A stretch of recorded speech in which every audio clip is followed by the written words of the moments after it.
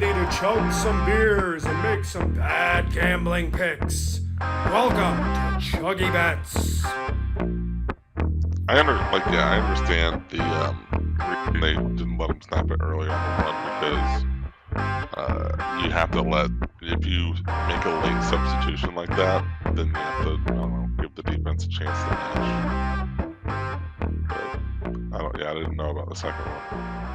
Yeah, I just kind of assumed that's what both of them were, but they didn't say anything on the second one, so I don't know for sure. And I didn't know the rule about if a play goes out of bounds, it counts as a substitution. Like, I had never heard that before. Yeah, I never heard that either. But I just know, like, when we were in high school, the whole reason that we ran, because we weren't like as good as the high schools surrounding us, the whole reason that we ran the no huddle offense was for that, so they could never get lined up, and maybe us white boys would stand a chance.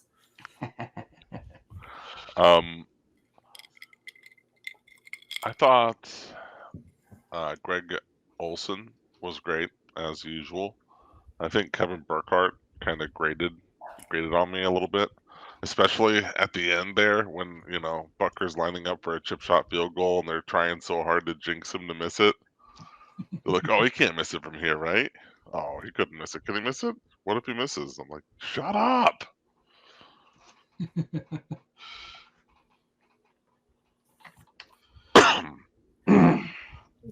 Hey, Matt. Hey guys, sorry for the delay. I'm trying to fix the world's internets, and by that I mean this house. It's a disaster. You're good. You look crystal clear and crisp. Good. What's the motion? You can see all of me. I'm not getting pixelated. That's great. What a ball game, eh? What a ball game. Yeah. One for the ages. Did we do the penalty talk? Did you guys talk penalties? We haven't talked really much yet. No. Okay. What was your take on that, Matt?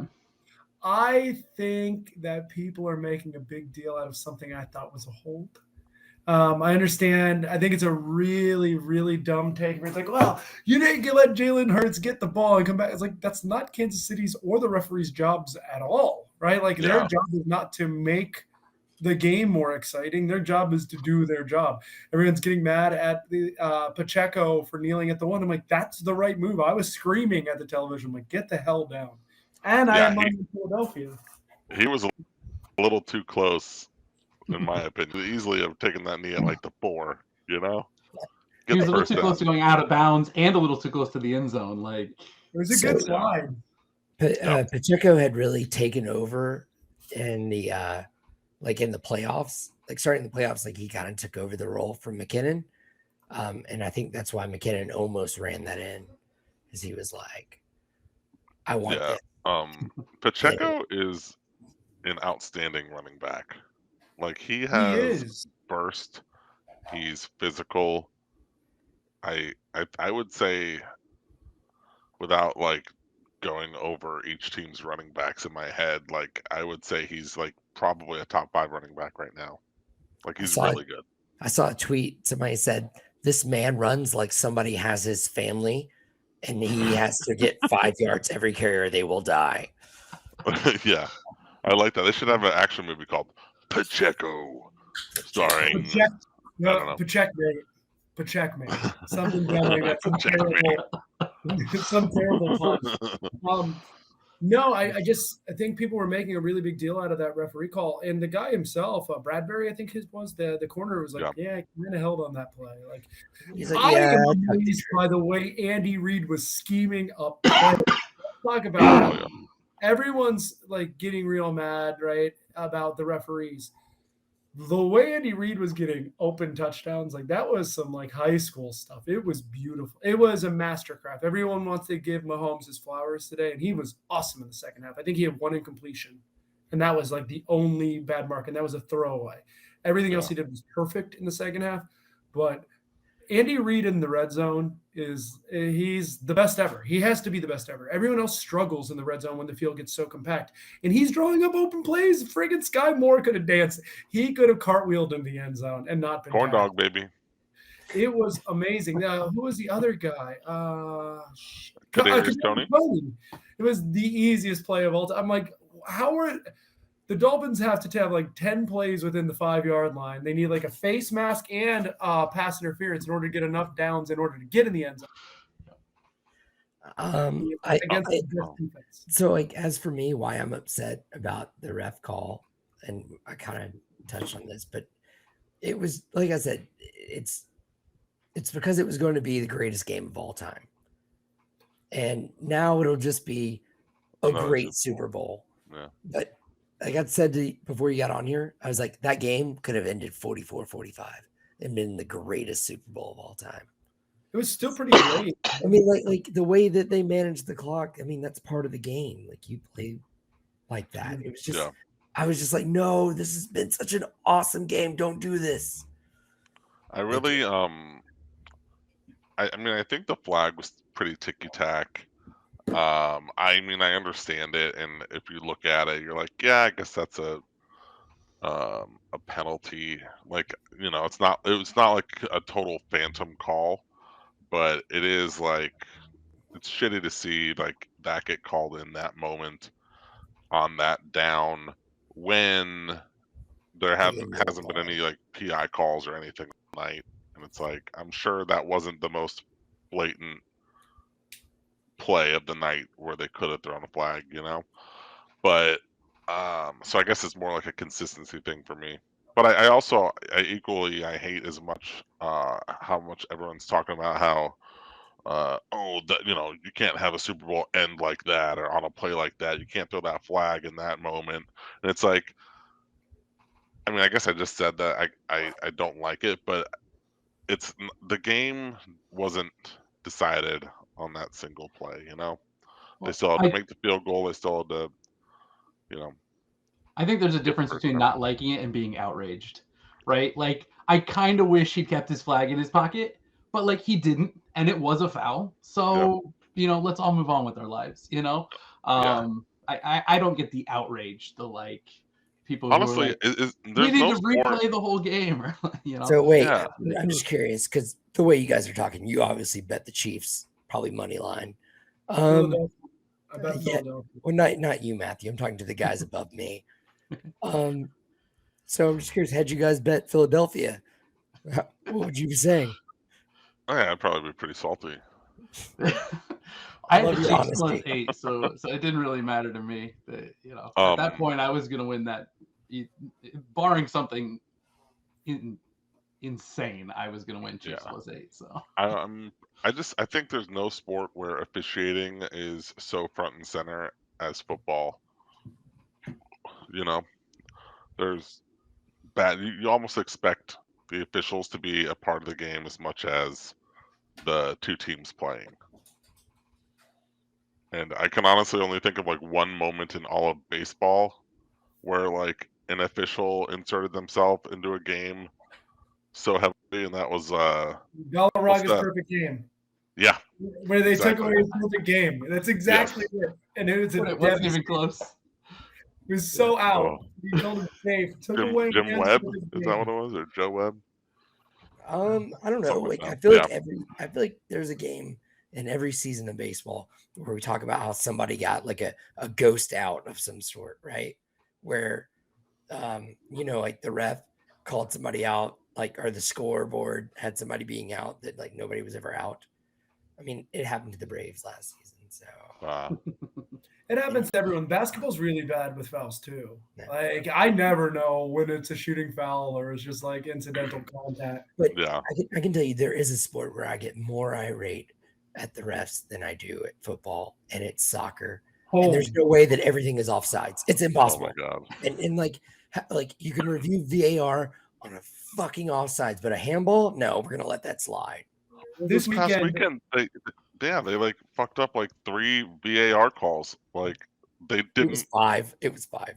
Yeah, it was bad. Before noon on Saturday, there were 3 absolutely terrible calls. Like in that morning slate, Suchek. Sorry, let's give a little context here. Chelsea played West Ham 1-1, 83rd minute. A guy inside the penalty box blocks a shot with his hand, which is fine if you're the goalkeeper. But if you're a fullback, it's very much not okay. They review it and they say incidental contact. I swear to Christ, this is not my fandom showing, right? Of course, I wanted it to be a handball because the team I rooted for. He blocked it with his hand. He literally stuck his hand out and blocked the ball, and it went off. Like it went past the goal. I've seen incidental handballs actually called. They're like, well, he touched it with his hand. It's too bad. It was incidental. But like, even if that one was incidental, it was denying a goal. Yeah, I didn't see it, but I want to now. It was so bad. And that was, I don't know if that was the worst one of the day. Everybody kept going on about the Arsenal offside call. It's so bad, Chris. It's so bad. I know. The handball to me is more egregious. It's a handball. Arsenal lost again. Well, they didn't win the game because of a friggin' offsides. It was unbelievable. There was soccer refereeing. Like, what's the point of a virtual assisted referee if it's fucking useless, right? It just takes more time from an already progressively slow game. No one needs soccer to slow down. Well, No one's right. like, you know, They don't even.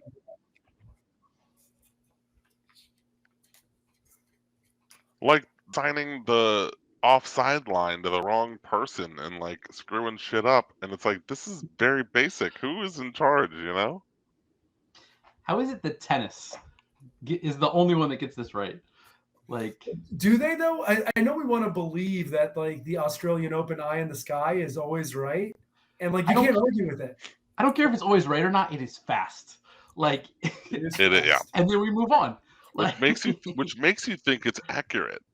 Yeah, I gotta say, there's exactly. there's something about the speed that makes you think it's more accurate. You're like, oh, that's where the ball was. And you're like, I think it's just like a confidence thing. It was clearly. You know, if they took 5 minutes and they were like, that's where the ball was, you'd be like, you don't even know if that's where it was. But at 2 seconds, oh, that's where that ball was. Yep. Oh, Matt, I do want to go back to the those 2 touchdowns you were talking about that the Chiefs scored. Mhm. Did you guys see people draw up, highlights on those plays and show how it was that the Chiefs schemed those guys open? I heard Greg Olson quickly talk about it. No, but I didn't see much. So essentially, the Chiefs set the Eagles up like several times throughout the game, running jet sweep or jet motion, whether they handed it off or threw screens to the jet motion guy or used him as misdirection and then ran the ball backside. But they saw how the Eagles were adjusting their defense for the jet motion, and so they'd be shifting their coverage, taking the guy who was on the guy in jet motion, dropping him back as a safety, and then having someone else come up to pick up the jet motion guy. And so both of those touchdowns, basically the exact same play, just flipped.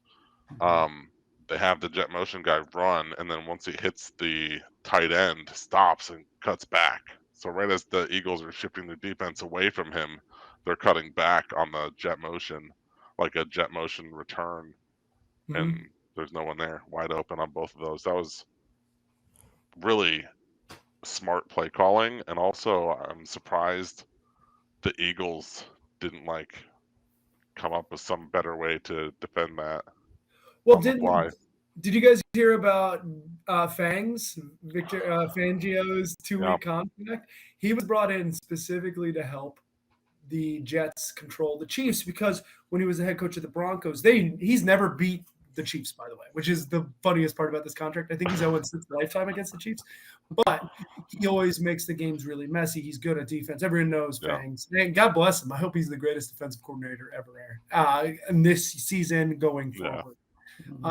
Wearing teal and orange. But the fact that they brought him in for 2 weeks and they got their pants pulled down every time in the second half, it's not the most promising side for a team that's supposed to have the best defense in the league, right?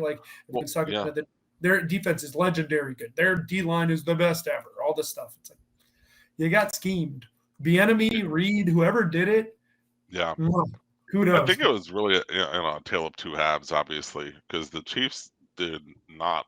I mean, the Eagles were milking the clock the whole first half, got themselves a 10-point lead, and then, even giving up a defensive score on one of those touchdowns in the first half, right? Or was it second half they got that? No, I think it was the first half, yeah.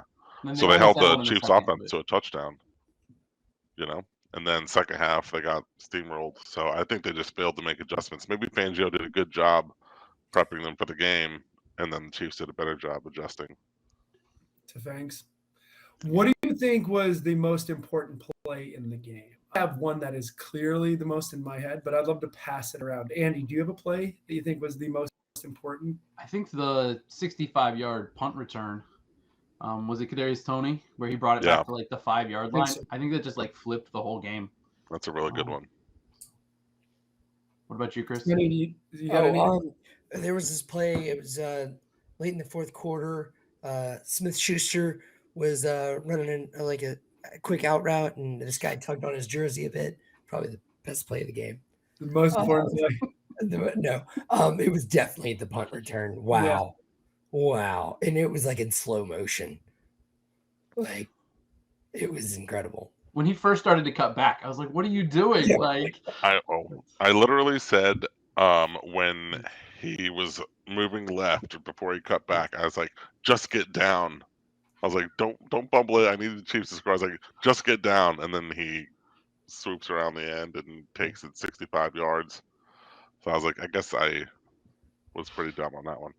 is that your pick too, Al? Or No, mine is the last play of the game. Jalen Hurts throwing it 30 yards on a Hail Mary. I mean, That's a pretty important play. everyone's shitting on Jalen Hurts for that. What was he going to do? He doesn't. I don't think anyone in the league has 75 yards. Yeah, I mean, Aaron it seems like a Rodgers. shitty play call, right? You're on your own 30-yard line. Like, maybe don't call a Hail Yeah. Mary. Maybe Call the- scheme something. yeah, Lateral and shit. fucking ladder. Yeah. That the touchdown to I'm pretty sure the touchdown to AJ Brown was more than 30 yards. Yeah. Like It was. in that game. Like Yeah. but Like, I don't, like, did anyone ask him what happened? Because that was, if I were him, I wouldn't even answer it. Yeah. I'd just walk away. How much time was left? Was it 5 or 8 seconds? It was 5. 4 seconds. Nothing. You can't run seconds too on the much. kickoff, 4 seconds left for that play. So, yeah. I saw somebody posted a video of him throwing that ball and with the caption, "Me when I wait for the green to clear," Yeah, exactly. which I thought was pretty funny. Yeah. That's exactly it. He should have just like overhand like soccer threw it in there and see if it got further. It was bad, but it didn't matter, right? Like, what the fuck were they going to do with 75? Yeah. yards? Yeah. I don't know. I just wanted to talk shit. What about you, Matt? It was the punt. It was an atrocious punt in a big situation, very low, so they couldn't, like, the defenders couldn't get past the blocks, and it changed everything in that game because it was a really, really. You were on the whole game was on pins and needles, right? It was apexing to a point where you're like, I have no idea how that goes. And as soon as that punt happens, and then he redraws up a gem, I didn't think Philadelphia going down to get a field goal after that was done. You knew that Kansas City put that baby to bed. Since we're all pretty much in agreement, I'm gonna throw out a couple of honorable mentions. One being the Nick Bolton fumble return for touchdown, Huge. and also the Nick Bolton fumble return for touchdown that was erroneously overturned as an incomplete pass, in my opinion. I said, this is how I describe it. I said, if you showed that replay to 1,000 people who've never watched a football game before and asked them to describe what happened, they would all say he caught the ball and then he dropped the ball. He caught the ball and then the other guy knocked it out. Yeah. But then, but by the letter of the law and all this shit, and you got to establish a third foot down. Like, what the fuck? Like, who has 3 feet? I've never heard that before in my life until last night. I learned history in watching football. If he had gotten both those touchdowns and he had a hell of a game outside of that, is there a chance he wins MVP? I think probably. Yeah. Yeah. Because Mahomes doesn't have to drive him down the field in the fourth quarter if he gets I'm not even sure Mahomes was like worthy of the MVP last night anyway. I don't think he was either. Everyone was saying, look, he had a really good second half. That second half was magical, right? Like, he literally threw one incompletion, but they weren't trying to throw the ball a lot, right? They passed at 27 and ran at 26, right? So it was clearly a balanced spreadsheet. He was really efficient at 21 to 27, but he was under 7 yards an attempt, which is the metric for a good quarterback. And you only can take what Philadelphia is giving you, right? Yeah. But it's kind of just like it went to him by default, I thought Hurts was better. I thought Hurts was better than Mahomes on the night, minus the fumble. I thought Hurts was magic. I couldn't believe He was good, yeah. He was really good. Hey, if you even if he didn't win MVP, the guy deserves a damn Oscar. Tell you what, when he walked off the field that after the first half, I was like, he's not coming back. It's all in Chad Henne. How Oh, good no. are the drugs that they're giving Pat Mahomes? Oh, Would they you? must I want be to try really it. good. Dude, he came out in second half like looking like a Derby Day horse thoroughbred, man. He was like, Yeah. Well, it's because he was full of horse tranquilizers. He was. That's- Like, everything yeah. from the waist down was I totally heard it was known. the same thing they gave the cocaine bear. Oh, Cocaine? cocaine. can A you lot of believe- cocaine. If you would have said 20 years ago, you were sitting with your family watching the Super Bowl as an impressionable teenager, and a trailer for the movie Cocaine Bear showed during the Super Bowl, you wouldn't have believed it, right? What a time to be alive. I can't believe where we are as a country. We're like, hey, and I got to explain to my kids, cocaine bear. What does that mean, Dad? Oh, well, a bear found a bunch of illegal drugs, which you shouldn't use.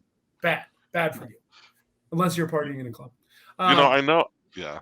Sorry, go ahead. Go ahead, Al. Go I ahead. was gonna say I know like I sound like a real like downer here, but like I legitimately I think advertising is to I don't know adult. Like I'm like I have a show on for my kids and then it goes to commercial. I'm like Jesus, like I don't know like The Last of Us commercials after like a super simple songs video. I'm like all right, like maybe let's like do a better job of figuring out what ads we're showing when. But I think that's a good way to segue into what are y'all's favorite commercials or like the most memorable one you recall from the Super Bowl?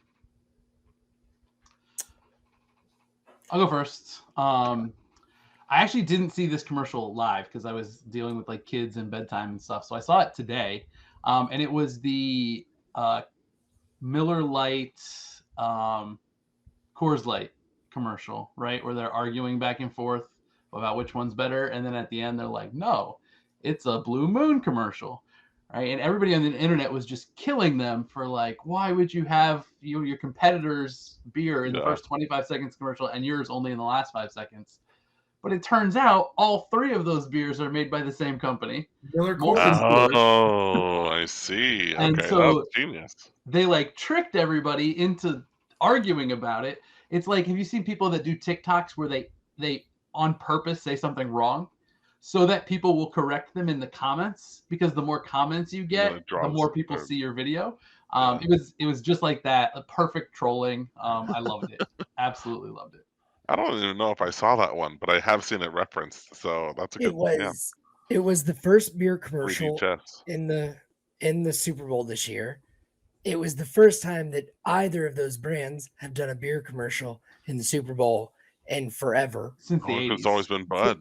Well, That's right. Bud has had like and this is the first year I don't think I've seen one proper Bud commercial, but the Bud brand that did one was the best commercial I saw, which was Busch Light. I thought it was a Sarah McLachlan video, and it turns out that's a wolf. Yeah, that was funny. Wrong kind of shelter, Sarah. Yeah. Yeah, that was good. There was a Bud Light commercial. Yeah. That Matt was making fun of. He just got disconnected from the internet. His joke was, I love the commercial that makes you think that drinking Bud Light is like being on hold. Feels like being on hold. Yeah. Not a good feeling. It's funny that not that surprising on the podcast called ChuggieBets that we're referencing all beer commercials with this question. Real quick before we move on from that, the Bud Light commercial had Miles Teller in it. Do you guys have feelings on Miles Teller?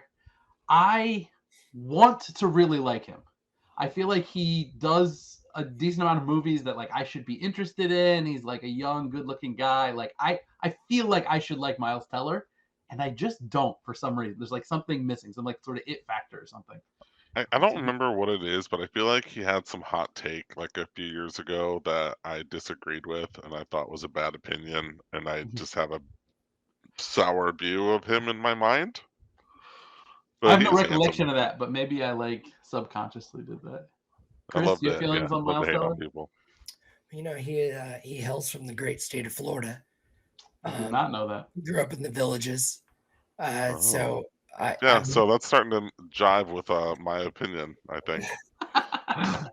now, yeah, I think that like I've met some people, like I know some people from college that met him, like they had a mutual friend, Mhm. and they said he was a good enough guy. But like due to like stuff I've seen, like Al was saying, I've been like, is he?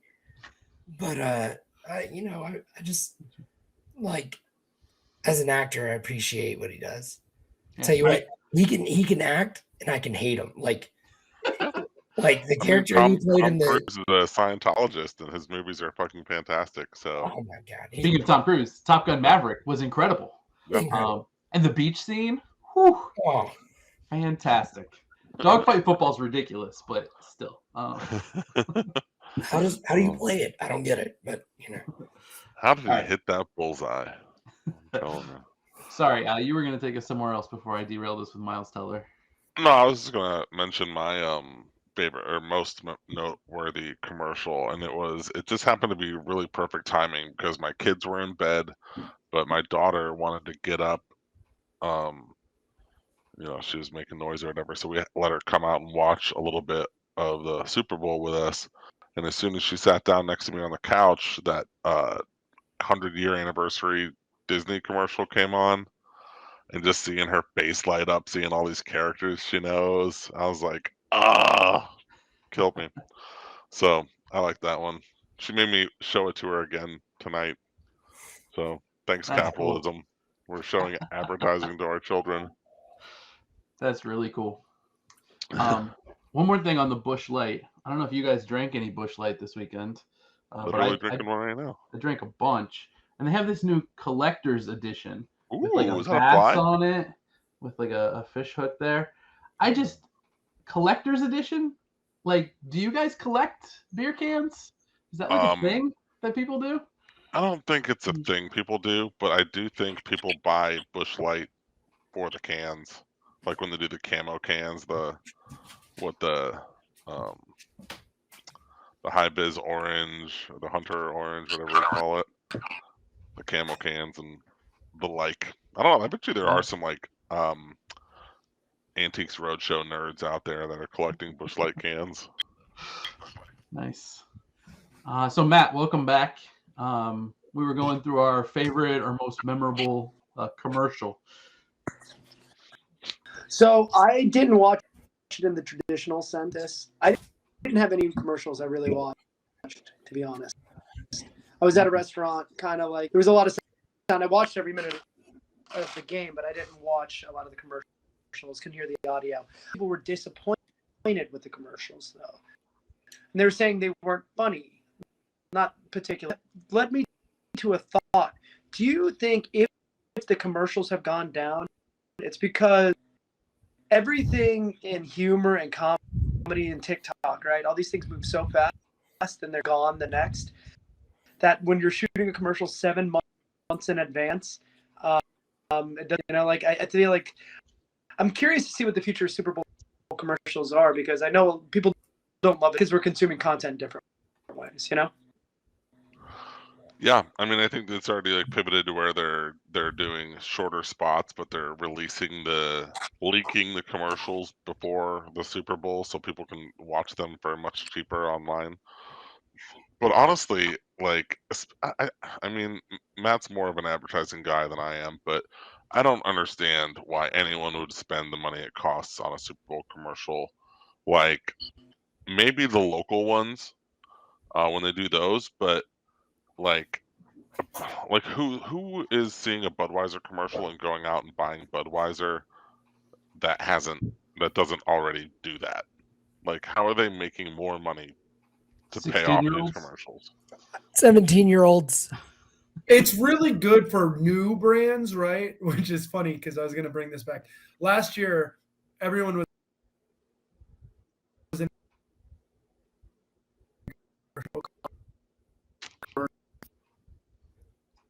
I think we lost Matt again. All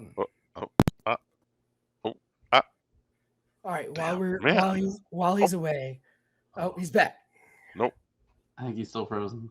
I have a beer can that I personally collected, and I went to the fridge and got it. This is a Budweiser. It's a big boy Budweiser. It's 26 ounces, and it's got Big Boy from Outcast. The way the light was hitting the can, I couldn't tell. I couldn't see the face on there, and I thought it was our boy. Who's the big naked black man? I That's don't what I know. thought on Wood. your can. Wood. Yeah, See, that is cool. Like, I Yeah. 100% respect that. And like, I might collect a can with like, you know, a Dolphins player or something on it. But just like, Busch Light just put the word collector's edition on here and a Yeah. fish. Like, I don't like know, that but can though. I guess I'm just not the right demographic for. Like, Also, Chris, way to go against the grain here and be the only one not drinking Busch Light. I'm drinking Spotted Cow. Oh, pinky up. If y'all have a moment, I'd like to read what the can says, though. yeah. It says, Please do. I keep it playing while some choose to play it safe. Boy, check the resume. It's risky business in the A. And I just think it's poetic. You know. Yeah, and that's literally a poem. That's awesome. Did any of you guys have anything else to say on the commercials? Because I had a fun question to pose. If we're moving on. Yeah, I think I'm good to move on.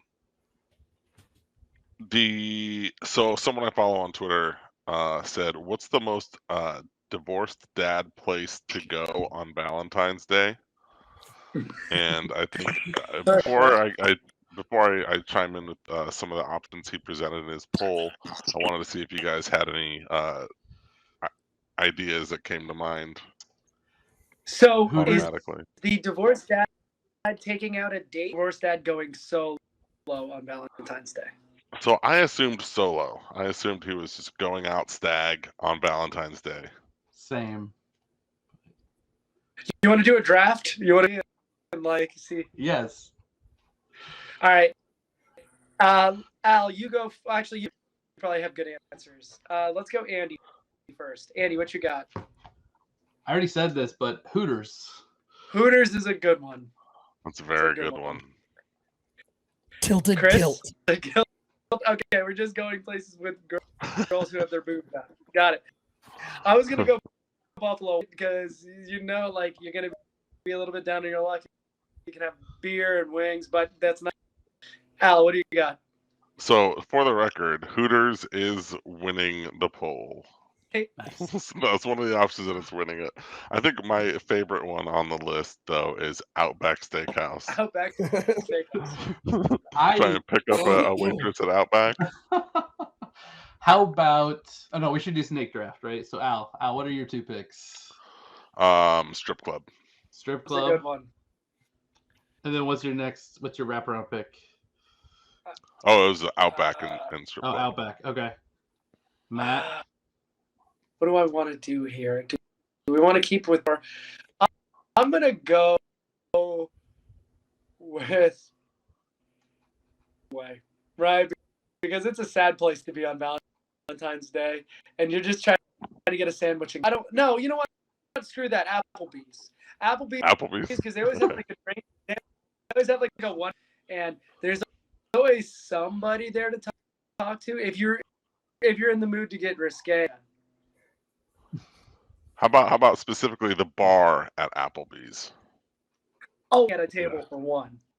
Yeah. You're manning the corner booth, getting a strawberry lemonade, and enjoying. Chris, what do you got? I would be so bold as to say probably the bar at like a swanky dessert place. And that way, if there Ooh. is anybody, and so like for this instance, I'm talking swankier than the Cheesecake Factory, but I don't think they're all like, you know, up in Atlanta, it'd be a place like Opera Diem or Cafe Intermezzo, but like specifically at the bar, because there's always like, it's a date spot to go, but there's got to be some girls together that are like, we don't have anybody, girl, let's go get nice dessert. But don't you run the risk of joining in like the Valentine's Day crowd? I feel like I get what you're saying, but I do think you could run into other people who are fancy desserts place has a lot of daters. No. Well, in this instance, that's specifically why I'm doing it. Like Got it. my other one is tilted kilt. This one is like if I'm on Yeah, the yeah. hunt. Or I mean, you know, you could go to any bar, like Cheers. Okay. I'm gonna go eating leftovers over the sink. Okay. Are we gonna keep going, or is No, 2 we rounds probably enough? get it there. Al, what were your good suggestions? What did your thread come up? Yeah. Yeah, it was so Hooters. A dog track was another one. Going to the dog track on Valentine's Day. I think personally another good one would be your significant other's favorite brunch spot, like a Galentine's Day type thing, like try and poach, like Girls' Day. So wait, Another- maybe I missed the idea. Was the idea to not meet people? I think it's whatever you want it to be. Yeah. I think the most sad is a good one, or like the scummiest is also a good one. So I do like the scummiest. It's pretty true. I think a good one if you wanted to meet people of the road hotel, not like a shitty hotel, but a hotel with a good bar. Meet people that are relatively transient there, and you could set yourself up. That's a lot yeah, easier. A little more strategy there, but That's a winner. yeah, or even like a hotel, like a nice hotel bar. it's up there. I like I'm that. in town That's a for good work, and then not. one. But then not be.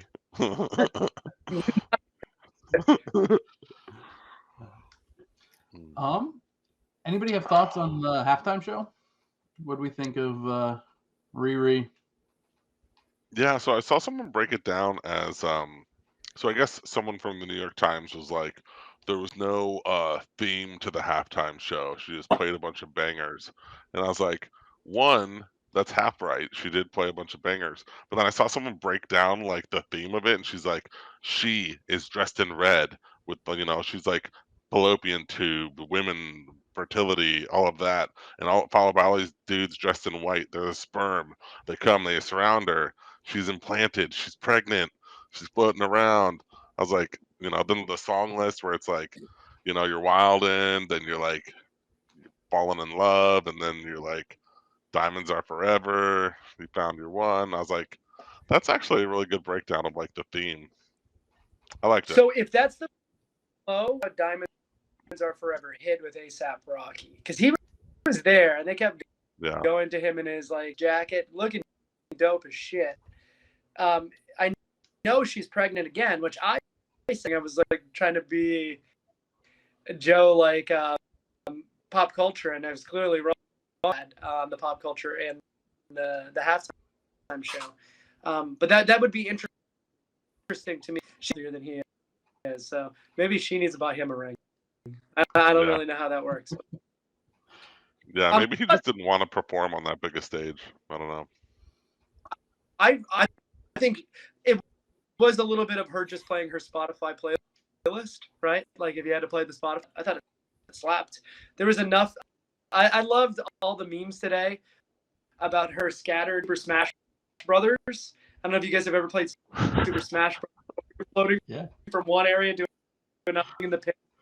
It was a lot like that. But I thought it was great, like track record of songs. So yeah, I can't believe they let a pregnant woman go on that platform, like raising her up in the air with no like harness or anything. They did a close up. They did a close up.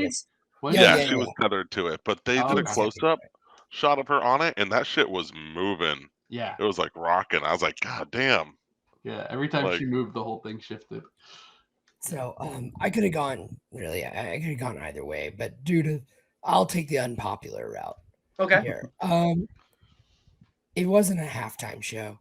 Man, let me tell you something. Like when The Weeknd went out there and The Weeknd put on a show. Everybody hated it. You know, Rihanna, she played her bangers. You know, he did the same thing, except for like he walked through tunnels that were built in the stadium specifically for him. I mean, she just rose up and down on platforms, and like, I'm just saying, if I'm comparing the two, like, why did he get hate and she gets loved? Well, The Weeknd has a weirder catalog, and The Weeknd is anything from Rihanna, right? The Weeknd is actually like he does bizarre shit. The weird afro everywhere, and walked into like blood marks everywhere, and the red suit, like method actor when it comes to making music, and he like becomes a character. I'm not, Chris, you and I have talked. The music videos for that where people are chopping his head off in the music video and then taking him to he does he's very like there's a strategy to his art. Like we're really no, I get that, but I'm just saying that like the guy has bangers, like he has bangers, and that's what he played. So I'm just saying that like I'm talking about like I saw my friends that said like they were like I hated that halftime show with The Weeknd, and they're like, oh man, the one with Rihanna was awesome, and I'm just like, what? Just be consistent. The song for record, but people like listening to songs they like. Star. The Weeknd outside of Blinding Lights is never. Blinding Lights may have more listens. The 2 through 10 is definitely her. No, yeah. Yeah, I mean, I feel like it's a catalog issue, right? I feel like Rihanna is to Taylor Swift as like The Weeknd is to like the Mountain Goats or something. You know, it's a little more like niche, where like some people are gonna really love it, and a lot of people are gonna be like, "Who is this? What are these songs?" Yeah, I mean, maybe that's a bad example, but you know, everybody knows a Rihanna song. I think you're right. So, I'm not 100% sure whether my mom knows who Rihanna is or not, but I'm 100% sure she does not know who The Weeknd is. Yeah. So like, back on my critiquing of the show. It just like it was very simple, and I appreciated it for that. She was also pregnant, so like they had to keep it simple. But that's what a lot of people were saying. Like when I went to Coachella one year, right, and Beyonce backed out of Coachella because she was pregnant, right, and she was replaced by Lady Gaga. Everybody that bought tickets specifically to see Beyonce was very disappointed. At least they got Gaga, right? People were throwing the same comparison last night too to the Rihanna thing. It's just like, why didn't she wait till next year when she could like, you know, instead of the stage is only rising and falling, they could be swinging like all over the stadium, you know. Maybe she'll be having another kid next year.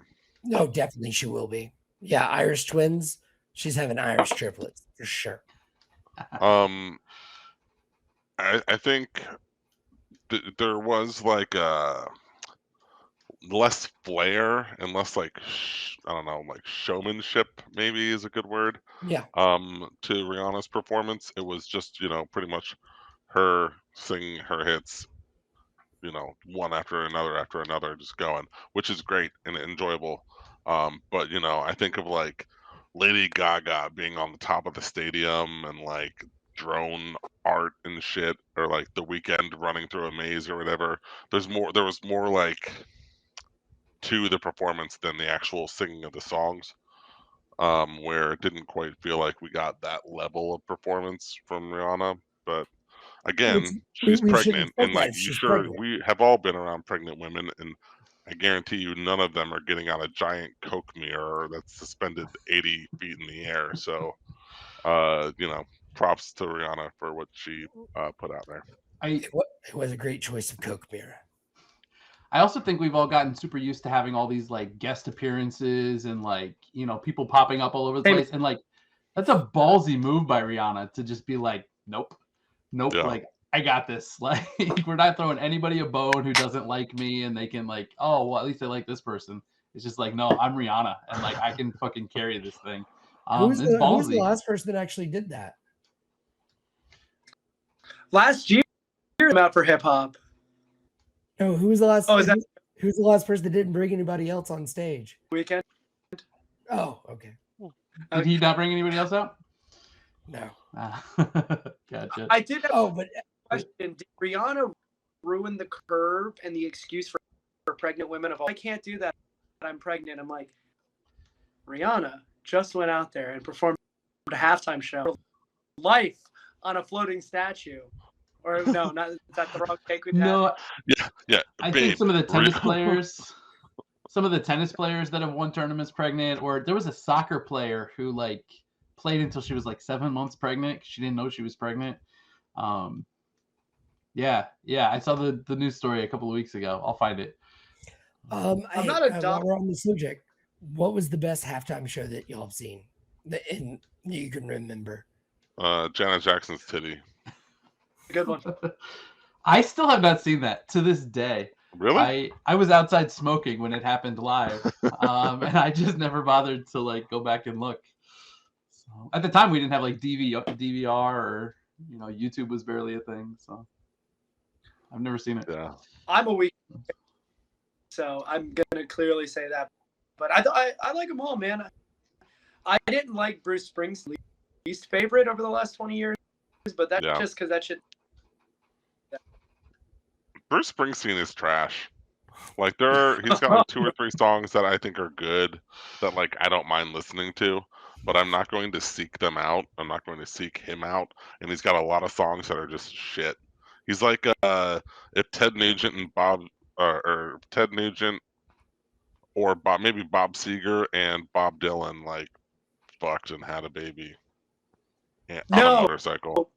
Springsteen is to the work class as Jimmy Buffett is to one older people, right? Like they just sing songs like personifying not right. I actually, when he talks about like him wanting to get drunk and ride on a boat, because I'm pretty sure that happens.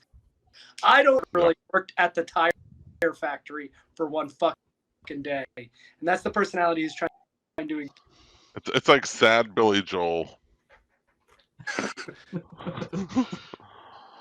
I'm living here in Allentown. Closing all the factories down. Bruce Springsteen. That's my impression. I did a guys, right? The Super Bowl is so good for so many different reasons.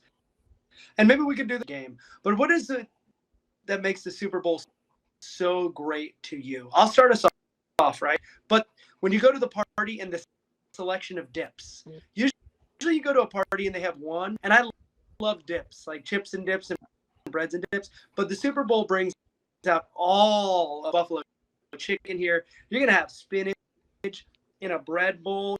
You're going to have like a chili cheese, chips and salsa, guacamole. Sausage rotel dip. That's what I'm saying. That's what makes the game itself, right? The entertainment's awesome, but you always know when you go to a party, the dip select. I don't know if anyone has anything else like that naturally comes to them when you think about like a Super Bowl party. Bowl Sunday. Yeah, I like that it's like a shared cultural experience that like everyone is watching this now. We're all like offering our thoughts on it live as it happens. Sort of like what do they call it? Like prestige TV. When everyone was watching whatever show, we don't really get that much these days, but the Super Bowl is one that everyone watches whether they watch football or not. And I like that. Yeah, that's what I was going to say. I agree with your dip take too, though, Matt. That's a good one. Did you guys see the video? Like those people, they get this giant like stadium tray and they fill it with various chips and dips, and then they like go to carry it and like a handle breaks off and the whole thing fucking falls and crashes and makes a huge mess. And I'm like, oh, that must suck to care that much about your dips and then dump them all on the floor. Yeah. Oh. Shout out to Danny, who's not here. He had a really good queso at his Super Bowl. Did he make it himself? I think so. Yeah. I think he did, and it was excellent. Sounds nice. He always has great dips, but any party you're going to is going to have dips. And I don't know why, but that's a million things. I've got other ones too, but I want to let Sunshine have a word here if he has something that resonates. What I always look forward to when it comes to Super Bowl is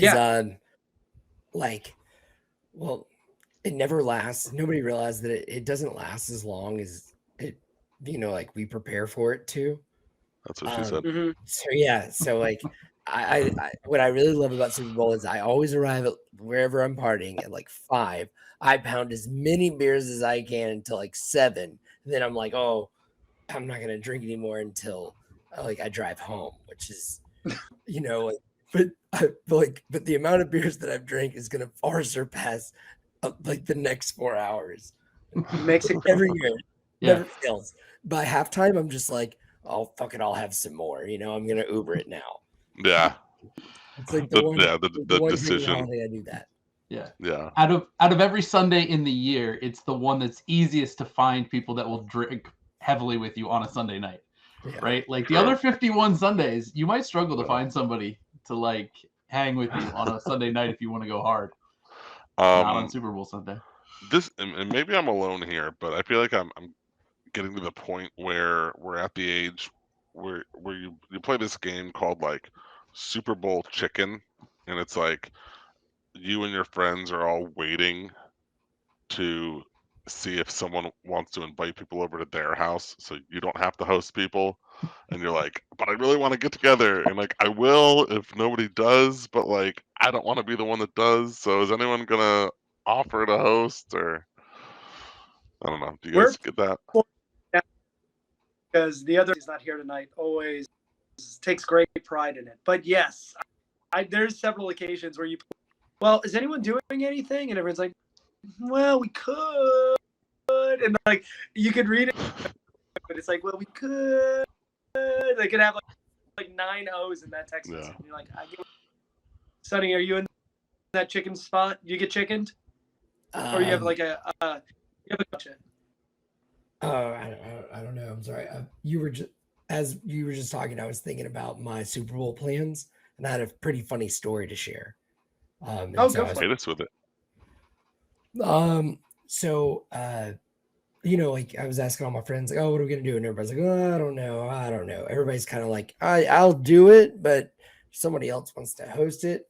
So I sent out an evite that I was hosting it at one of our other friends' houses. And like with their knowledge, or you're just no. And the guy even clicked yes, and it was like called me and was like, what? Yeah, I'm hosting a party at your house. Yeah. But no. So is that where you were last night? No.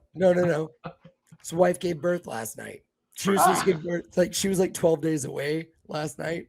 I thought, and like, so I was still being a dickhead by doing it, but like she was okay with it. Like she was the only one that knew that I was going to do it, because I did reach out to her and say, this is what I'm about to do, and she was like, that's fine. She's like mid labor, getting like text like, can I park on your grass? And she's like, what the fuck? Yeah. So actually we all just was like, whatever, and everybody just watched from home. But it was gonna be a lot of fun when I was hosting it at Blake's house. Well, that sounds like a great time. I didn't get the invite. I'm sad. I would have loved. Yeah, you could have came.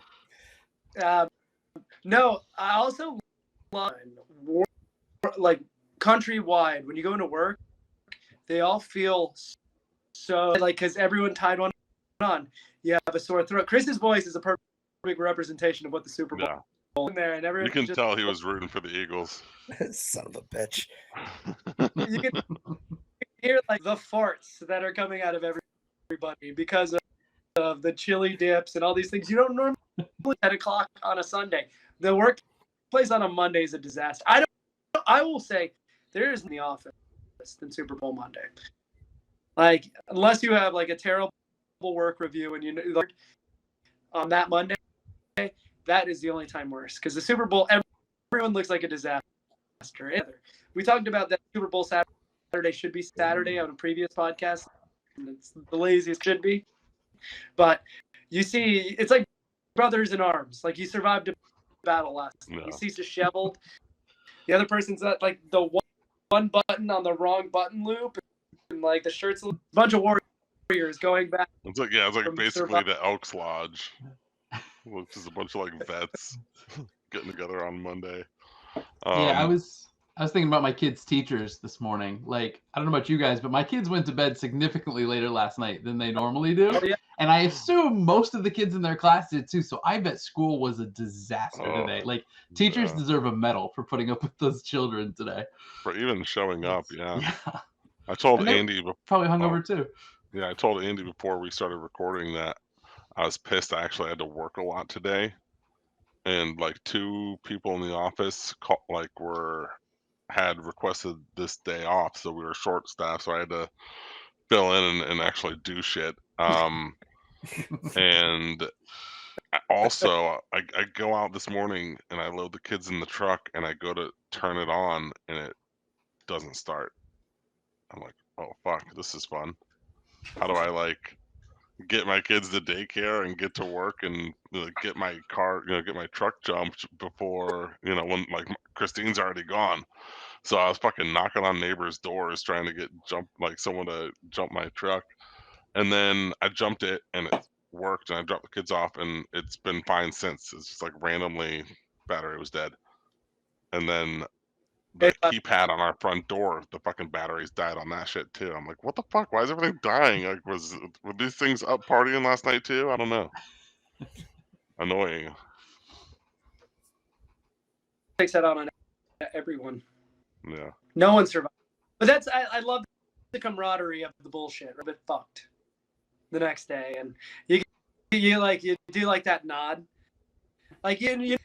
I know a couple of us used to smoke cigarettes, but like when you smoke cigarettes and you see someone else smoking in there, it's very easy to talk to someone who smokes cigarettes because you're like, hey, we're both killing each other, right? It's Monday, you see your coworker look like that.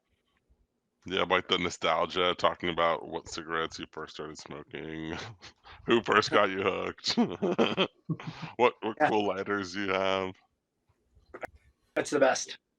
So, Al, have we heard about the hot dog sales yet? I haven't gotten an update on that yet. I have a window open that says Super Bowl 57 hot dog sales.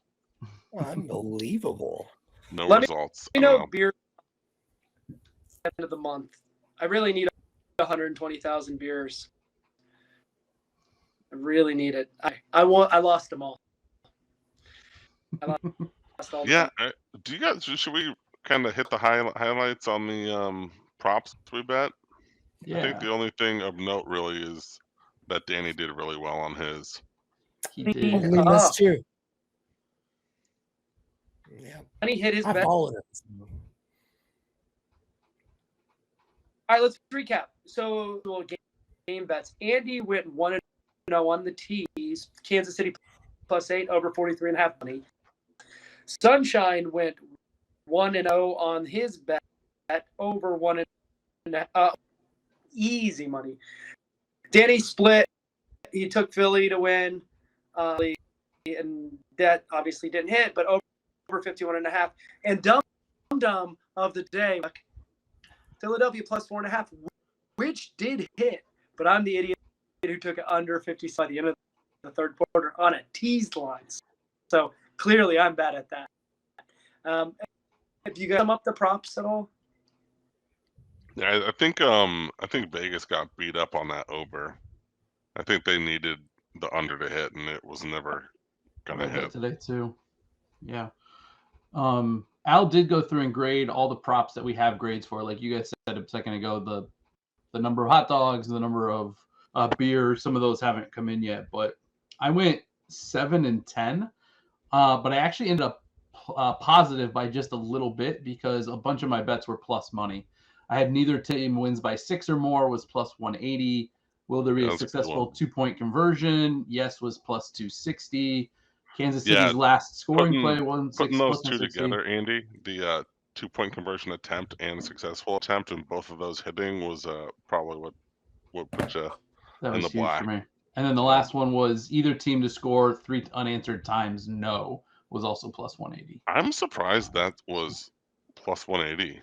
Like I wish I would have looked at that. That's a good bet. And then Al, you want to run through yours?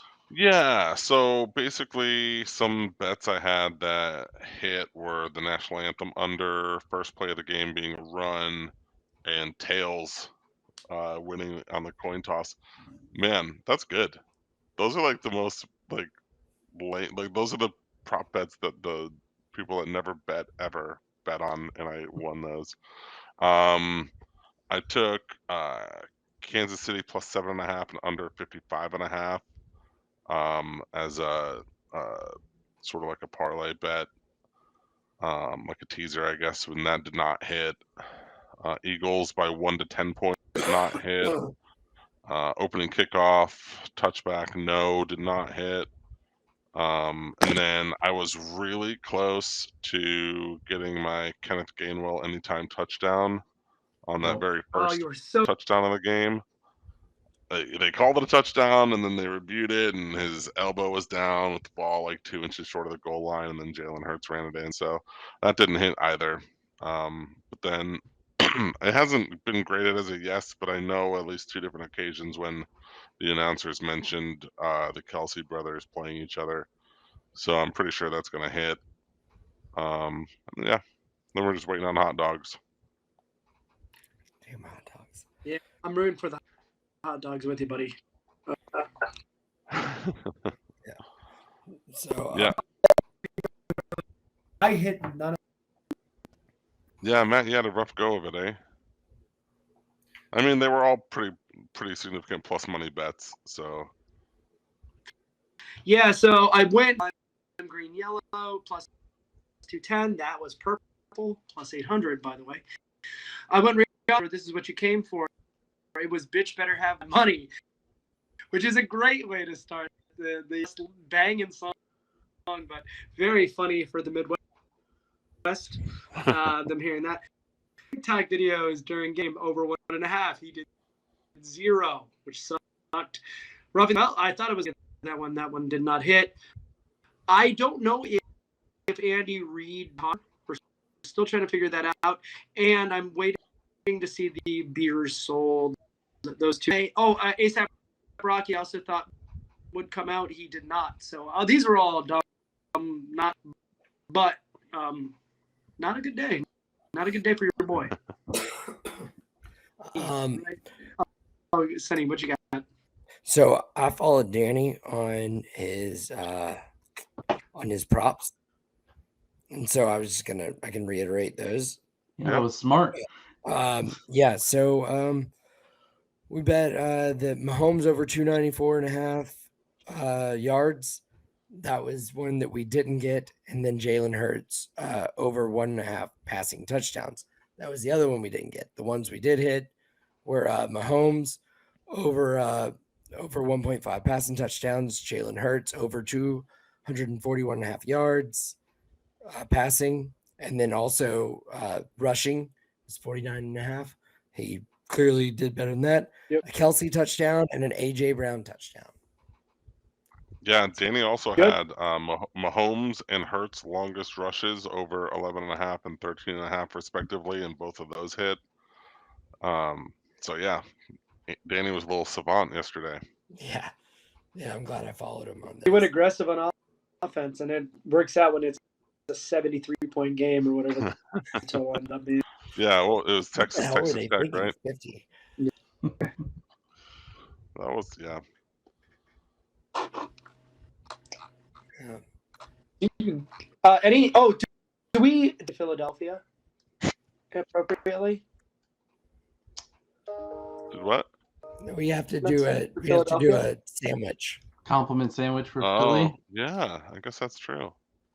I don't know if anyone wants to take the lead here. If anyone's got something. Does anyone have the meat of the sandwich they want to share, and then the rest of us can hit them compliments? Sure, I can which. Okay. If you want. Compliment. Okay. I will compliment the city of Philadelphia on their cheesesteaks and their so pretty much any funny account I follow on Twitter is an Eagles fan. So I don't know if they're actually from Philly or just surrounding areas, but they got some funny fuckers. Congratulations, good year, but you're also running Gus Malzahn's Auburn offense. So way to go backwards. I can't wait till next year when you run the wing T. Way to go. Like, hey, we're going to run the ball. The only thing adventurous you do is go on fourth down a lot, which is fun. But I think Gus Malzahn.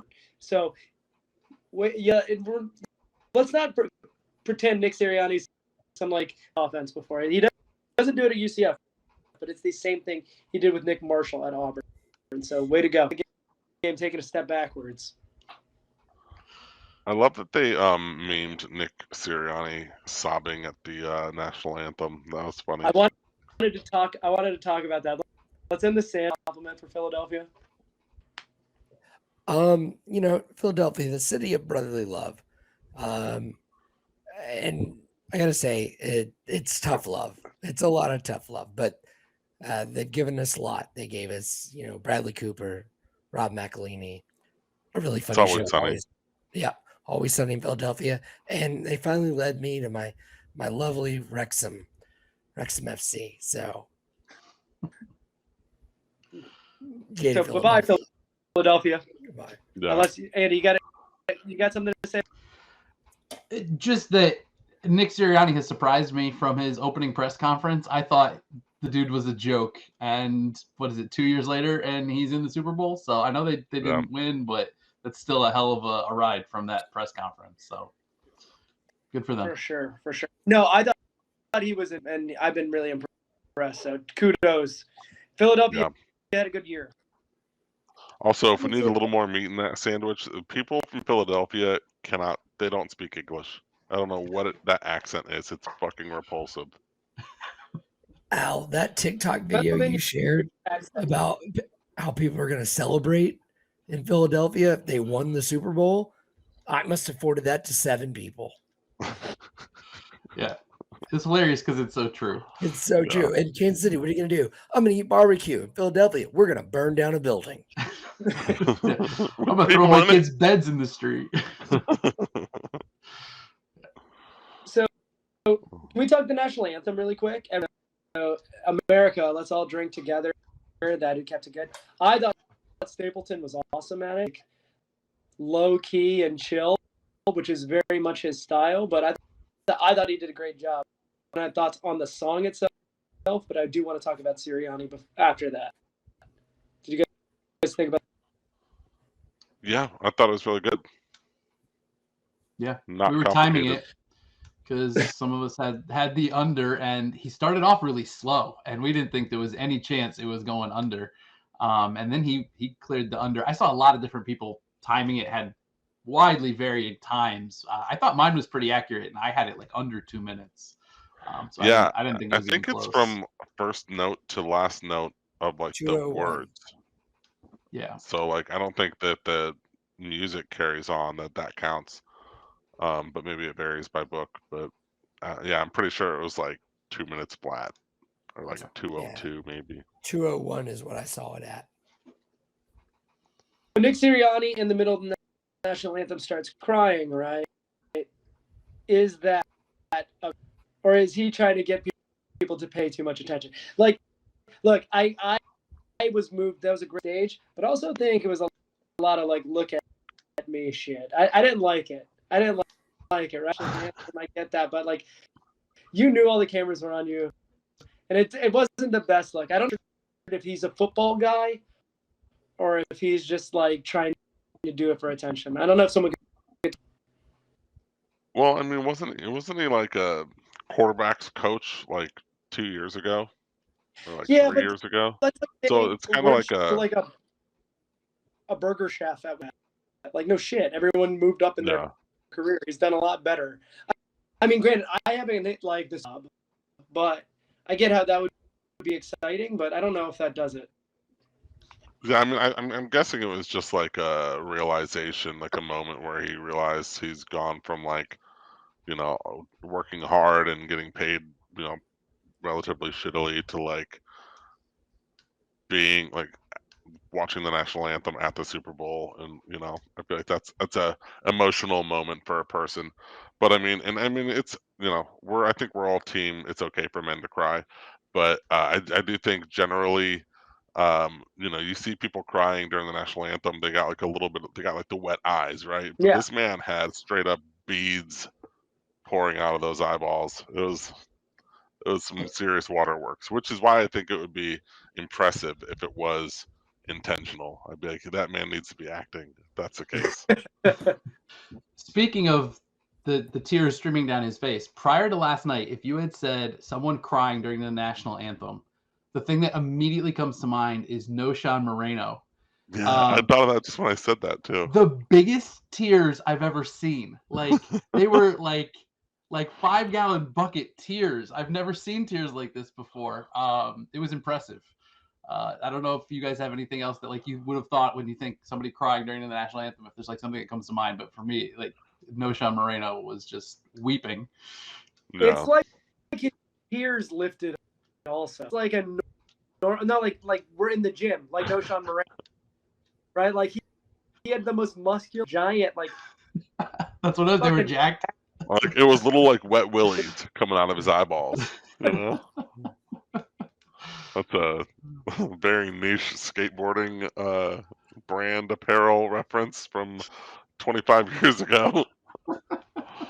But I was happy for Nick Sirianni. And look, the dude has changed my perception of him when I thought he was but I'm happy for him. I really am. But I thought I don't know. I got nothing else for you on that situation. Yeah. You're right there, Sunshine? I googled Noshan Marino crying. I had to see it. Yeah. Well, I remember didn't it like projectile like shoot out of his eye too? Wasn't there like distance? Like the tears were like leaping off his face. He's like, oh my gosh. Oh man. I was just. Yeah. Was that the Super Bowl? I guess it was. I think it was. Yeah. Was that Denver, Carolina? Yeah, Probably. yes, I know it was Denver, obviously, but it says Kansas City. Kansas City. Do you guys want to talk about whether or not Mahomes is the GOAT or on track to become the GOAT? I think it's wild that people are saying that he is. Like Tom Brady has just set a very, very, very, very, very high bar. And trust me, I'm not a Tom Brady fan. But I think it's crazy that people are like, oh, Mahomes, and like we've already discussed it. Jalen Hurts had a better game. Yeah. At this point, he hasn't even passed Peyton Manning, right? Like they both have 2 Super Bowl rings. Yeah. Like, and then the conversation with Brady or it's if you want to say he's on track, I've got no problem with that. Like he has a chance to unseat Brady, but to say he's already there is silly. Yeah. I have a question. Who do you think controls the locker room? Do you think that it's Patrick Mahomes or Travis Kelce? Because I can tell you, I definitely heard Kelce talk more than I heard Mahomes talk. In every press conference, it was hysterical. That's a good question. They seem to get along really well. Oh, So absolutely. I kind of feel like it's like a tandem kind of thing. Like I don't see them like fighting over like it's my locker room. No, it's my locker room. So like, maybe Kelsey's like the rah-rah guy and then Mahomes like, brings him home. Well, I also think no one's going to get hyped up listening to Kermit the Frog try and motivate him. So I bet you Mahomes maybe gives Kelce some notes and Kelce delivers the lines. And you can't fuck with fuckboy energy, right? None of that. He can get you. It could be like it's like listening to like shots all the time when he talks, and it's gonna get you somewhere that Pat Mahomes subdued personality is not gonna get you there. I think I stand by my statement last week where Jason Kelce is the dive bar Kelce and Travis Kelce is the nightclub Kelce. And we're all like more dive bar than nightclub guys, right? Like, Yeah. I think I saw. I mean, I didn't listen to the clip. I didn't have the audio on, but I'm pretty sure they showed them like embracing after the game, and I think Jason Kelsey said, "Fuck you, congratulations." It's like that's pretty good. Short and sweet.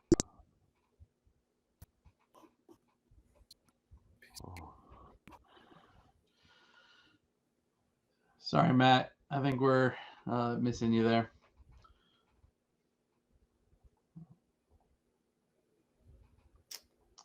So, was there any other stuff to talk about with the Super Bowl? Nothing really comes to mind for me. We got commercials, we got halftime, we got national anthem. Matt, did you have any other Super Bowl topics you were? About other sports, considering I know we're going to be going into a black hole for this podcast, I'm going to talk about. But I think we should give football its proper due. Nothing else. I have no other topics. Yeah. I know that we got to talk about the Champions League. Fuck yeah. Yeah. But right before that, I just want to mention something that I apparently have gotten extremely lucky on doing, and I find it a lot of fun. And that is taking hockey overs. Hockey overs, okay. Somehow I've just gotten really lucky. And anytime I've picked it, it's always been a high over. It's like 6 pucks, or not even the puck line. I'm always taking like more than 6 goals, but I'm winning every time. And I'm just betting on the right ones, and I have no clue. It's great. Like, I don't know, like the Florida Panthers and the Kraken seems to be one I can hit a lot of times. Like, I'm not saying like who's gonna win, but I'm saying like there's gonna be like, at least 7 goals. There's always been like 9. I've had a lot of fun doing this. You're gonna share the wealth, man. Yeah, Share the wealth. Share it over. I took Red Wings money line tonight. Actually, it's like my first hockey bet this season, pretty much. Looking good so far. 3-1. Yeah, we could share some hockey picks. We're just talking about production on air. Is that we live in such like a small environment where hockey games are like 3 times a week, 4 times a week. It's hard for us to get it out there. But if you share it, if you guys have winners. Yeah. I'm right now I'm just getting really lucky. I'm going to start researching it though. Like a lot more. Like I'm talking about like my streak is like 11 or 12. Wow. Are you yeah. doubling down? Are you letting it ride? No. $10 to $10,000. Is that what it was? I don't know. It's just like I've been doing it since the season began, occasionally here and there. I was like, what are we going to talk about when football's gone? I was like, hockey overs. Hockey overs. Well, I've got great news for you guys. There's this wild sport down under that starts in about 4 weeks.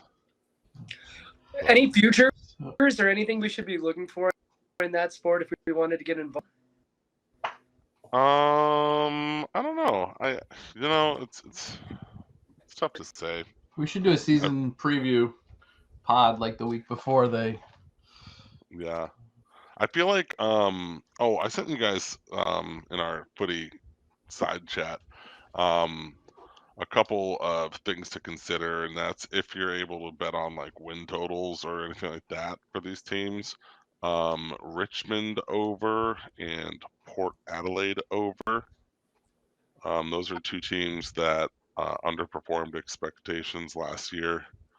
So they should probably regress to, or I hate saying regress to the mean because that sounds like a negative connotation when it should be like progress to the mean, maybe. When it's supposed to be a positive, I don't know, but they should be better, basically. Fair enough. Nice. Yeah. No, I was surprised Port played so poorly last year. Consider players I know, and Port has a couple of them. Yeah. Oh, and Collingwood under Yeah, because they had were a crazy full lucky season. last year, which was wild. They won. I think they played like 8 matches in a row that they won by like less than like 3 points, like all in the last minute, and they won all of them. It's like that's 8 coin flips, you know. So speaking of other sports, pitchers and catchers report this week. Hell yeah, they do. Spring is in the air. The sound of balls cracking off of bats and gloves popping. It's enough to get me a little They little do get randy over popping. here. Yeah. A little wood. How much baseball do you typically bet in a season, Andy? I have stopped betting baseball. It was too much work, and even when I had good seasons, it wasn't enough return. Because you spend some time like to build a model or something, and then you feel like you have to bet every game, and there's games every day for was it like 5-6 months? It's too much. But I do still enjoy baseball. So I remember, I think it was like 2, maybe 3 years ago, whenever Jacob deGrom was healthy and really good, all my buddies and I would bet the was it first 5 unders in games deGrom was pitching, and it got to the point where it'd be like under 1.5, and we'd still bet it, and it would still hit. It's like hell yeah. I do usually have a couple of things like that where I'll read some stuff and I'll pick a couple of pitchers to fade and a couple of pitchers to follow, and like I'll bet their starts and stuff. Yeah, it's probably smart to fade some bad pitchers more, as much so as following the good ones. There was one year Chris Sale had just come back from injury, and everybody was just thinking about like how good he had been before he got hurt, and he was trash. And I just like faded him all season. It was great. Nice. But some of the Marlins pitchers, Sandy Alcantara, because they have no offense, and he's amazing. So unders there, which I'm pretty sure it's Alcantara, right? But the announcers always call him Alcantara, and it like. Yeah, it's probably like New Yorkers on the broadcast. I think Alcantara? it's 4 syllables, but it's Alcantara. Like Alcantara. Alcantara is correct. It's better than Alcantara. The Marlins announcer definitely calls him Alcantara. Maybe he's a George Bush fan. Or the Super Nintendo Contra video game. Yeah, that game fucking whipped. Is that an Iron Contra joke? Yeah, that's an Iron Contra. That's the scandal I've seen this week too. Hell yeah. You guys want to talk Champions League for a second? I know we can talk baseball. Anything like that? Anything you like, or should we wait to see the crack of the bat first? We got Champions League tomorrow, which is probably too early to get this pod up and have people listen to it and place bets based on it. But I think the one I saw that I liked was Bayern over PSG. So this is a really interesting game. The Bayern. Do we know if Messi's playing? I think there's a not playing. Not like it does make a difference. I don't know. Based on the odds, I would say he's probably playing because Bayern's plus 150 money line. What's this? And that's why I like it. Here, I got my freaking. Let me see. I'm pulling it up here now. Join for get kicked out. Here we go. Champions. So it's even. You can take zeros on either side. It is in Paris, right? I think Bayern won the group. So all the background of Champions League here, if anyone's listening and cares. This is the knockout, right, Al? So everybody, there's been group. Uh-oh. And whoever playing the home game. So, a little bit of strategy where some teams in a row may play a little bit because they're going to come fast. I think we're losing you, Matt.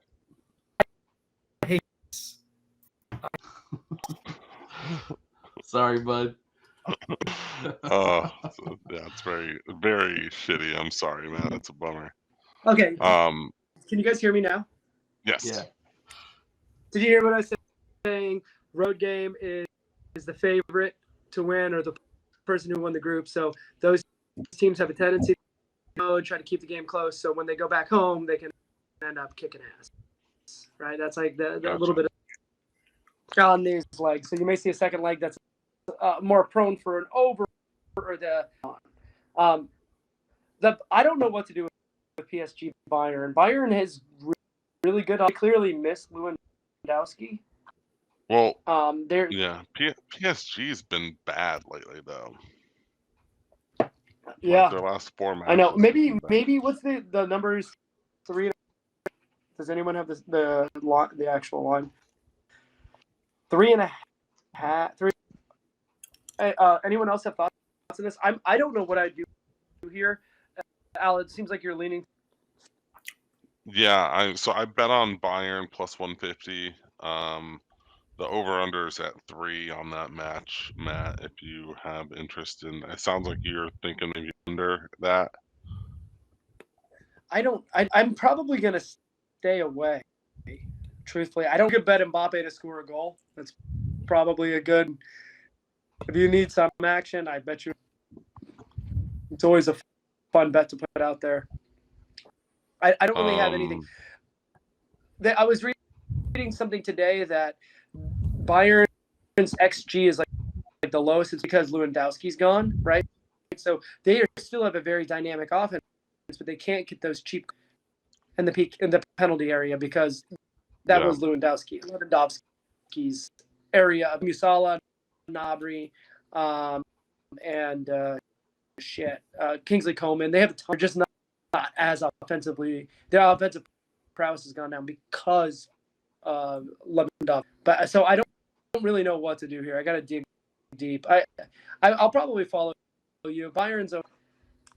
I don't like to bet against the German giants.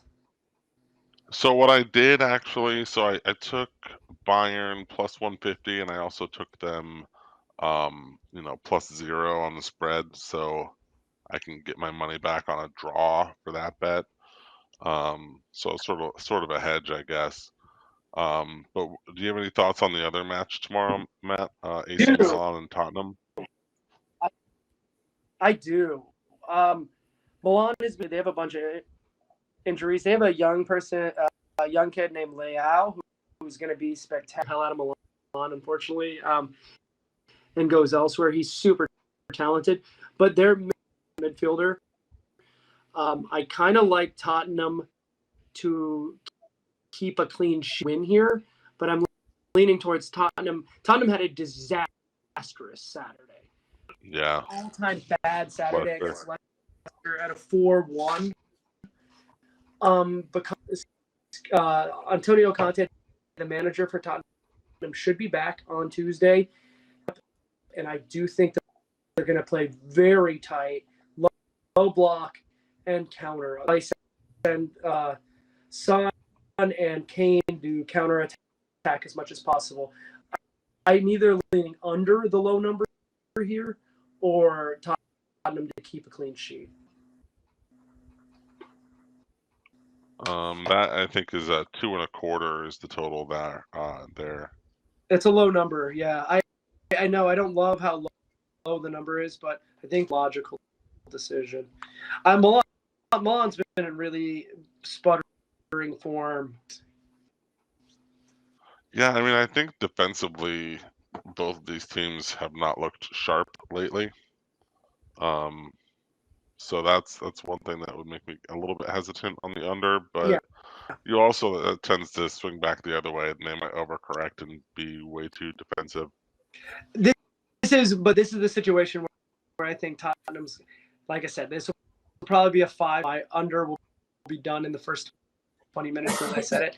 I think that the content at as low block as possible to get the game back to London so they can host it for the. That would be my thought process here. Yeah, that's smart. Sonny, you have a thought here? Any? I went a little wild, and I parlayed the 2 games. I was just very excited to have Champions League back. But I took the money line. I took Bayern money line, and I took AC Milan over Tottenham. That had more to do with Tottenham's performance the other day. And as I'm listening to you talk, I'm thinking, what a mistake. But we'll see. Dude, like I said, I'm just I don't know. It could be very much wrong. I love. There's a bet on Wednesday. I love them. So I think that's fun. I'm gonna probably follow you guys if you feel that confident in Bayern. As scary as it is betting against Mbappe, but PSG stinks in these kind of rounds. For some reason, they always sputter out. I know Pochettino's no longer the manager, but I just looked up parlaying Bayern and the AC Milan Spurs draw is like plus 700. So I think draws are real. I think it could be I think a draw is a good opportunity. Yeah. But I know I'm excited. It's been blocked out my time in my schedule for 3:00 on Tuesday and Wednesday, and that's all I'm doing. yeah, That's all it says. Can we talk Wednesday really quick? yeah, for sure. Anything else to add on the 2? No, that was it. I wanted to get into the next match. Let's talk Club Benfica. My favorite bet of the week is take bet line here. Minus 110, minus 120. Here's the reason. Since over, Club Brugge has won 1 game. They have a new manager. They fired their form has been terrible. Club Brugge plays for Brussels, Belgium, and this is either of these teams from like this isn't the star power, right? This is Belgium versus Portugal, but Benfica is pretty good, right? They're going to make things tough. They're a very balanced team. Value that everyone's seen against Brugge is well worth betting for Benfica because Brugge has been falling apart a little bit, and I'm happy. This is the best run they've had in history. Ends here. I think Benfica takes care of business on the road. I like it, and I just watched Banshees of Inisherin, which stars Brendan Gleeson and Colin Farrell, who also co-star in Bruges. In Bruges, both of those good movies. So maybe that's a what do you call it? Not an omen, but a positive, positive one. Yeah, I love it. Yeah, that's my favorite bet. That's going to probably be a unit and a half there. I don't. I don't have any thoughts on that game because I'm not that familiar with those clubs. Nor am I, right? And about how the form of Club Brugge has been terrible. And look, I'm not shitting. They clearly were playing well enough in the Champions League to win a group from the group, but I think it ends here. Benfica is always good too. I mean, they could give Nuno and it doesn't matter. Nothing stops the show. They have a good farm system. They're a good position. Sonny, you have anything to add there, or you want to talk about the other match? I want to hear what you have to say about the other match. All right. So we got Dortmund, Chelsea. Dog shit form since the new year, winning only 1 match, drawing like 11 to very poor competition. They went crazy at the trade deadline, signing $350 million worth of players. I think there's a clear style here with Graham Potter. Doesn't mean it can't figure it out, right? So I think I'll see podcast for a second. Mikel Arteta and Arsenal last year were in the very best half of the year. They shifted things around. They believed in Arteta's system, and now Arsenal's. There is a precedent this kind of thing to happen. Chelsea's also coming off Russian ownership, a bunch of things where you couldn't make trades or make any deals. They lost their best defender, Christensen, because they couldn't make the deals in time. But Chelsea's getting against a non-English team. When Chelsea plays non-English teams who aren't of the top two, to play very well. Even in the lesser form Chelsea team that was playing, struggling in the Premier League, they kicked the shit out of Milan twice, and they handled business against everyone except a headache. If for plus money, I'm probably going to lean towards the Chelsea over here, but I'm scared to bet any goals for Chelsea to score two. I would lean towards taking it as plus money on the pick'em for Chelsea. Yeah, right. You can get Chelsea, where you're getting your money back on a draw at plus money. Like Chelsea 0 that's an enticing bet. I do wonder who Dortmund lines up with. It seems like they've had various guys perform well lately. Jude Bellingham and Gio Reyna have both had their moments recently. They have. But I do think I tend to agree with you that Chelsea plays, well against the non-English clubs. So, Well, England is have known a- for the low block defense, and Chelsea just can't break it down. They're really good at defending. Chelsea doesn't give up many goals at all, right? And this is going to be the defensive side of Bellingham, Sebastian Haller, which, if anyone follows us on TikTok, named 20 times last year when he played for Ajax, and we're like, keep betting this guy to score. Right? They can score with the best of them. But Chelsea doesn't give up many goals. It's just I just think it's worth rolling the dice. If you draw, you get your money back. But plus money on Chelsea to win, I get it, because they're not going to be playing that traditional British low block. Yeah, I also think I was going to say Chelsea didn't come. They looked a lot more productive offensively in their last match. So maybe the new blood and the fresh faces there can finally find the back of the net. Yeah, I agree. Hopefully that continues, right? The defensive side. I want to be on the front foot here. I don't follow Bundesliga because Dortmund is a name you should know. I know Gio Reyna. I know Jude Bellingham.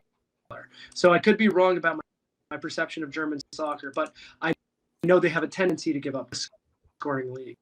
And Chelsea plays very well against teams that aren't from the most. And the same thing with Liverpool, and all these British teams have a tendency to play pretty well outside of Tottenham. Tottenham are out how they're going to play. It's like they're Jekyll and Hyde. It's like a coin flip those days. So that would be my goal. If I had to play four sides, I would play Bayern money line. I would play Benfica money line.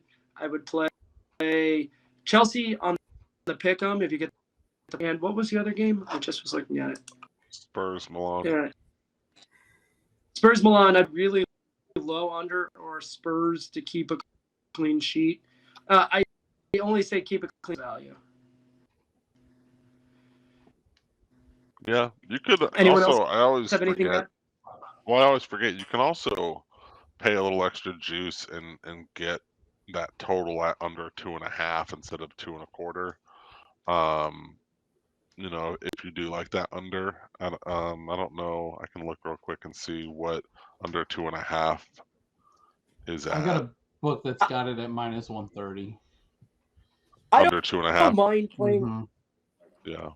assuming that I'm going to get the 2 back in a worst case scenario. You can double the unit size of and just assume like you're betting 2.5 and 2 you draw back. It gets fucked if it's 3, right? That's where the whole numbers come back. Betting under on Harry Kane is scary, but I also think you can see some buck quick. I think you may see it from the early set, especially with Antonio Conte. Waters really well. It's not going to be like the most beautiful soccer. It's going to be very strategic how to win from him, would be my guess. Yeah. So Chris is on Bayern Milan parlay. It seems like Al was passionate about the other picks. Bayern is what I'm on. I also took. No, yeah, Bayern's the big one. I think I might follow you on Chelsea and Benfica though. I'll probably wait until tomorrow and decide how I want to go about it, but I think there's a good opportunity there. Might throw like $2 on a stupid parlay that pays like 100 to 1. I'm gonna I took Benfica money line, and I'm deciding, but I think I might actually parlay it with a Chelsea draw. I really do think that Chelsea with its manpower could beat anybody now, but I think they're still kind of getting the wheels oiled and everything, and I felt safer hard to do a draw than a win. Now, and if they win, I'll be excited even though I lost. A hedge for happiness. Then you're double sad. Oh. The defensive block, so it should be. They don't necessarily get blown out unless they're playing Man City. It seems very boring to watch, but they don't get blown out. Hey, would it be interesting? Can I interest anyone in the dude looked awesome for Chelsea the other day. I don't know what the number is, score in that game, but I think there may be some juice there. João Felix. Oh, yeah. I think that honestly, man, I think he's our I'm just curious, where's Pulisic gonna fall in all this? So I was reading a lot today that Chelsea and Atletico Madrid have traded players to one another for a long time. Considering João Felix literally came from Atletico Madrid, they want another wide winger, and they may be trying to create Pulisic. We give them more money back, kind of situation. I was reading some. I think I said this. I don't know if you guys are on this thread. Eat sand, then play offense for the Atletico Madrid because he's awful to watch. It is the most boring low block soccer. And as a fan of Chelsea play a much more exciting style, which is a bad Diego Simeone because he is awful to watch. But I think he could be successful there. João Felix is plus 300 to score and plus 825 for first to score. Yeah, 100. Barring he plays, I think it's the right move. There's a tendency to score too. You think there's a chance Chelsea, we see Mudryk put one in the net? I don't know, man. The first game I saw him, he looked great. The last two, I was underwhelmed with him on both of them. Him missed a little bit of something at the finishing. And Havertz has been having a tough season in general, but I could see Chelsea scoring 2 goals in this, and that would be I'm gonna bang pots and pans outside of my house if Chelsea scored 2 goals. Because I wouldn't score 2 goals in a game. Let's play a game. I think we looked it up recently, or I looked it up recently, and they've done it like twice since October. Chelsea have not scored 2 goals in a game since November 2nd, 2022. That was a grab.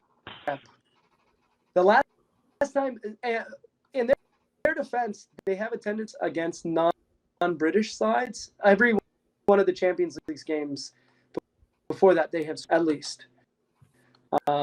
Man, they haven't scored 2 goals in the Premier League. October 16th. Man, that's a long time. Holy shit. Sorry, we don't need to make this a Chelsea pod. I didn't know what I was going to be for Halloween. Last time they did that, you know? I know, it's real offensively. But so that into Champions League, I don't know if there's anything you like. I'm not trying to exclude you from the conversation. No, I have no idea what you guys are talking about, so I'll just follow you guys. So it's back. Sports gambling in the afternoon is back. We don't have football on Friday now. Sad.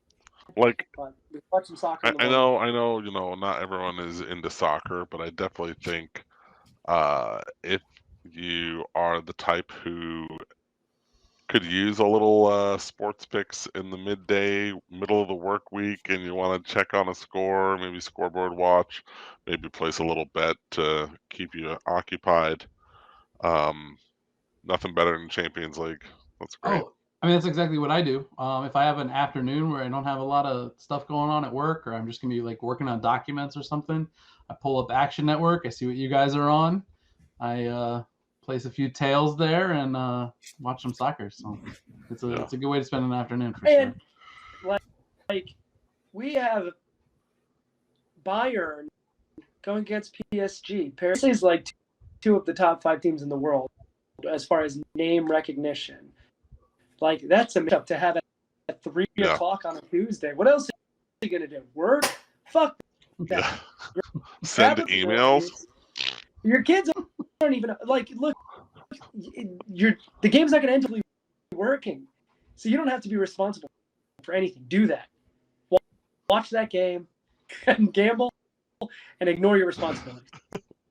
Shit, you could even dip out of work a little bit early and go catch the end of the sports. Like, figure it out. You can. Your boss. I got nothing else for you guys. Yeah. All right, boys, this is fun. Should we wrap it up? Yep. Yeah, I would say if anyone out there is listening at this point, 1, thank you. That's dedication, Holmes. 2, let us know if you have anything you want us to talk about. I did have somebody this weekend tell me that they listened to the pod besides our one loyal listener who says he still listens, by the way. But yeah, I had somebody else. I get texts from two different buddies. I get texts from 2 different buddies who at least make one buddy every it's usually like Wednesday or so. Whenever he gets around to listening to it, he just hits me with a barrage of like his takes on all of our takes, and I love it. I love getting those texts. I'm like, yes, because also it makes me feel good that he listens. And then another one who will casually make a comment, and I'm like, hey, you're referencing the podcast. I know you listen. Hell yeah. That's amazing. So yeah, we have at least 4 listeners besides us. So we almost have more listeners than we do hosts. Almost. We're like this close. So close. Anyway, thanks for sticking with us. Anybody who's sticking around this long. Good night, Joey. Good night, Danny. Good night, everybody. Bye, guys. Good night, boys. Cheers. Cheers. Play us out.